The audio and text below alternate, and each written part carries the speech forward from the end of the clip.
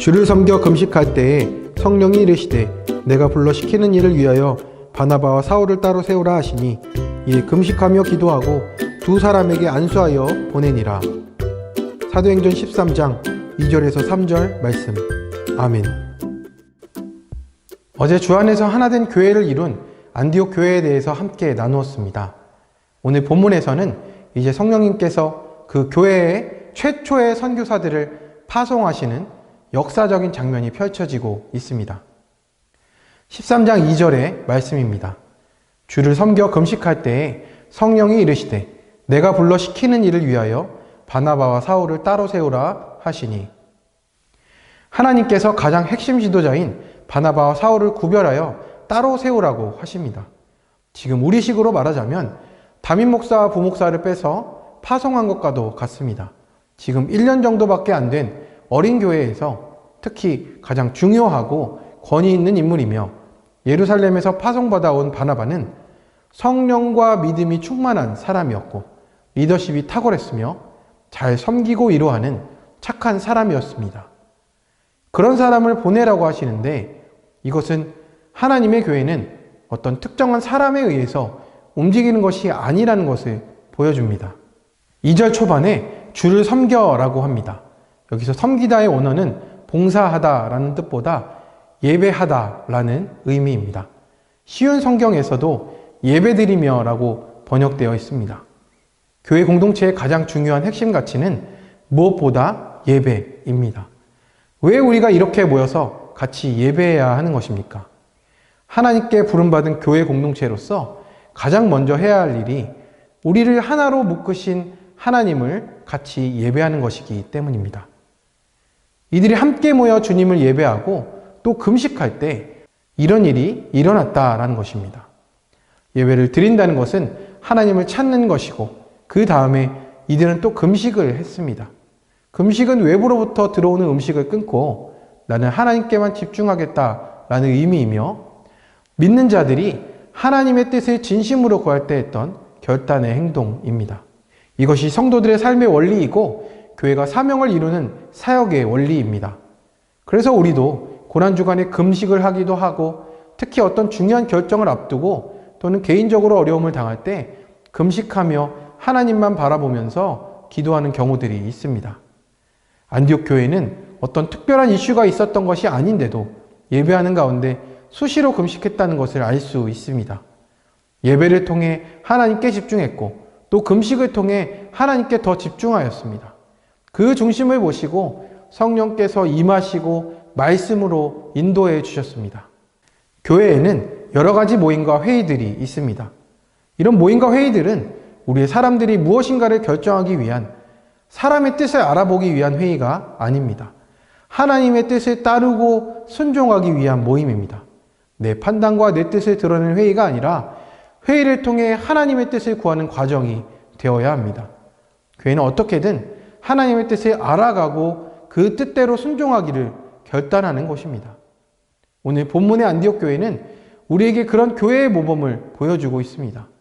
그들이 예배하고 금식하는 가운데 하나님의 뜻을 구함으로 교회가 성령의 음성을 듣게 된 것은 지금의 우리에게 구해야 할 것이 무엇인지를 깨닫게 해줍니다. 하나님께서는 이제 바나바와 사울을 택하시고 사용하기로 작정하셨습니다. 13장 3절의 말씀입니다.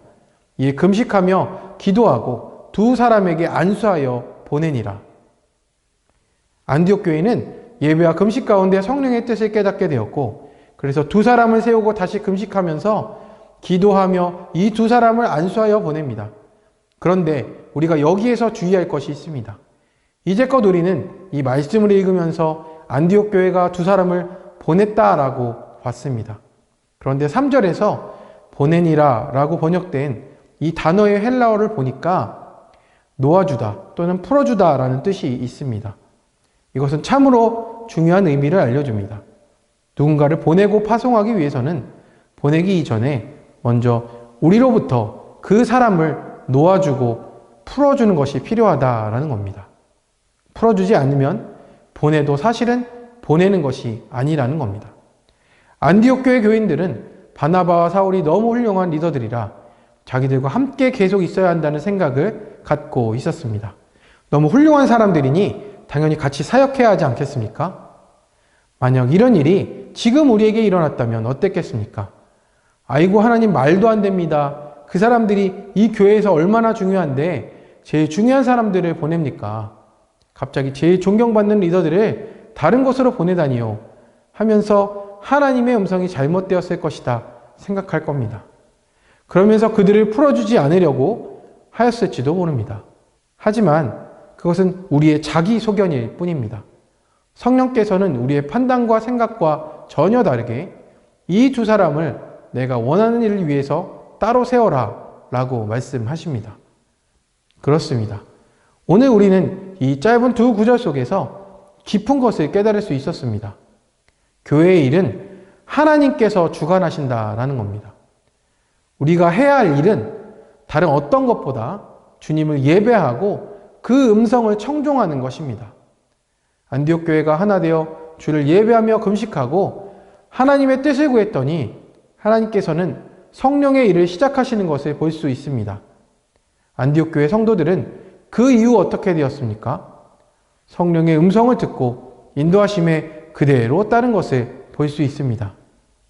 하나님의 인도하심을 인정하며 자기의 뜻과 편견, 자기 소견의 올무를 내려놓고 사랑하는 동역자인 바나바와 사울이 하나님께 온전히 쓰이도록 놓아줌으로써 하나님의 사랑과 생명의 복음이 세상을 향해 흘러가도록 순종하였습니다.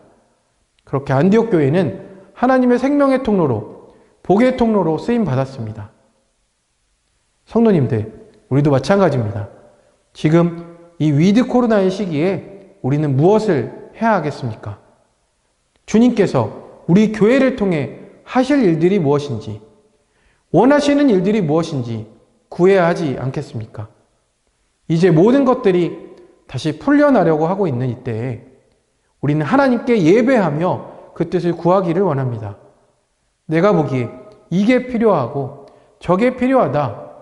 우리의 짧은 소견과 편견을 쫓는 것이 아니라 안디옥 교회의 성도들처럼 주를 섬겨 예배하며 그분께만 집중하고 하나님의 뜻을 구함으로 성령의 음성 듣기를 소망합니다. 그러므로 우리의 시흥의 성도들과 공동체가 그 음성을 듣고 순종하여 묶여있던 모든 일들이 풀려지고 복음이 흥황하며 하나님 나라가 확장되어지는 일에 온전히 쓰임받게 되기를 간절히 축원합니다. 함께 기도하겠습니다. 살아계셔서 역사하시는 하나님, 오늘도 이 아침 주님의 귀한 말씀을 듣게 하심에 감사를 드립니다. 오늘 말씀을 통해 우리가 지금 이 시기에 무엇을 해야 할지 깨닫게 하심을 감사드립니다.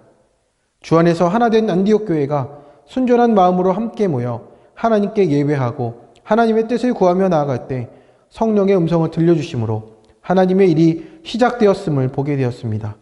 하나님, 우리가 교회로 모여서 내 뜻과 내 의견, 내 방법을 주장하는 것이 아니라 먼저 하나님만 예배하며 하나님의 뜻을 구하고 그 뜻에 나를 맞추는 나와 공동체가 되게 하여 주옵소서. 그러므로 나와 우리 공동체가 하나님의 쓰임받기에 막힘이 없게 하여 주시고 묶였던 모든 일들이 풀려지며 복음으로 하나님 나라가 확장되는 역사를 보게 하여 주옵소서. 오늘 하루도 주님의 음성을 듣는 하루 되게 하시고 모든 말씀 예수 그리스도의 이름으로 기도드립니다. 아멘.